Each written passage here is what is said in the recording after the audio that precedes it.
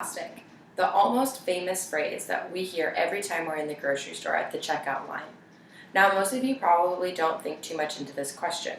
You use a bag as an easy way to transfer your food items into the store, to your car, and into your home. Although this typically takes under an hour, if not a few minutes, I can guess that many of you didn't know that it takes roughly 1,000 years for that plastic bag to decompose after you threw it out in the trash. According to the research done by the journalism student Kelly Corhan at the University of Kansas, over 500 billion plastic bags are manufactured each year.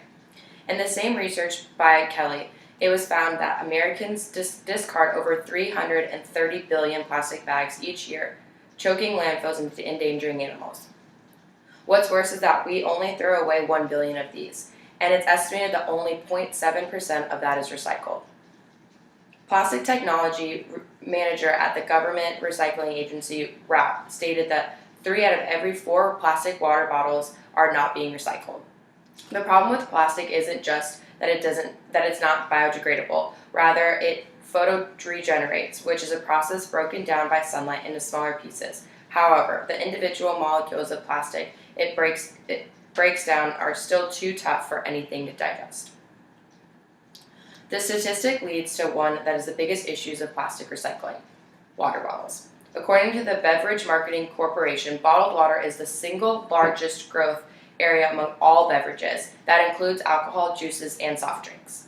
In addition, per capita consumption has more than doubled in the last decade, from 10.5 gallons in 1993 to 22.6 in 2003.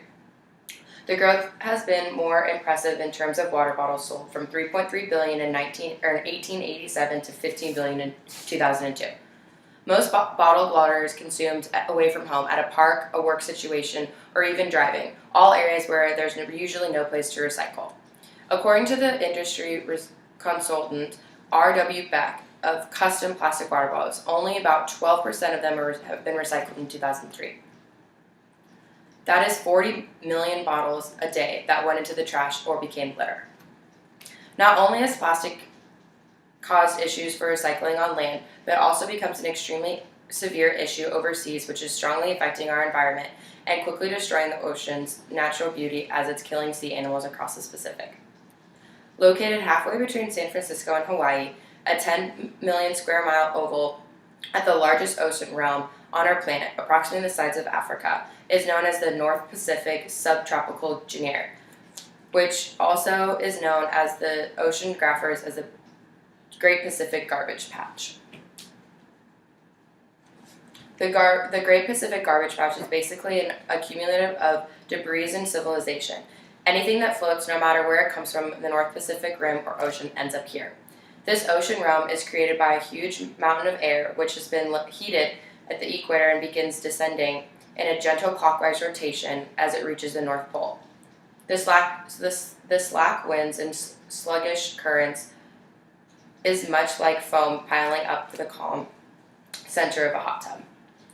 After simple research over the last 50-odd years, every piece of plastic that has made it from our shores to the Pacific Ocean has been breaking down and accumulating in the Central Pacific Gyre. The problem is that this patch of the size of the continent is filling up and floating waste, and according to the U.S. Environmental Protection Agency, nearly 90% of the floating marine litter is plastic. The UN Environment Program estimates 46,000 pieces of plastic litter are floating on every square mile of the oceans. About 70% will eventually sink. However, sometimes the system drifts down over the Hawaiian Islands, which is the same time beaches get covered with blue-green plastic sand. Here in Hawaii, mock seals, who are also the most endangered species in the U.S., get tangled in debris and cheap plastic nets, just to name a few. In addition, according to the article in the Santa Barbara News, 99% of Hawaiian green sea turtles nest in the ocean and eat this debris, mistaking it for their natural food. My purpose today was to inform you about all the dangerous and harmful effects of not only not recycling, but specifically the threats of plastic. I strongly encourage you to put all of these statistics and unfortunate relativities to consideration. I hope that you make a few changes in your everyday life to prevent these dilemmas from continuing furthermore. I hope instead of using a plastic water bottle, you can consider using a reusable bottle, and that way you can use it over many times. And when you're going to the grocery store, I hope that you all make the quick choice of paper over plastic, the simple decision that can contribute to save our Earth's precious animals and beautiful environment.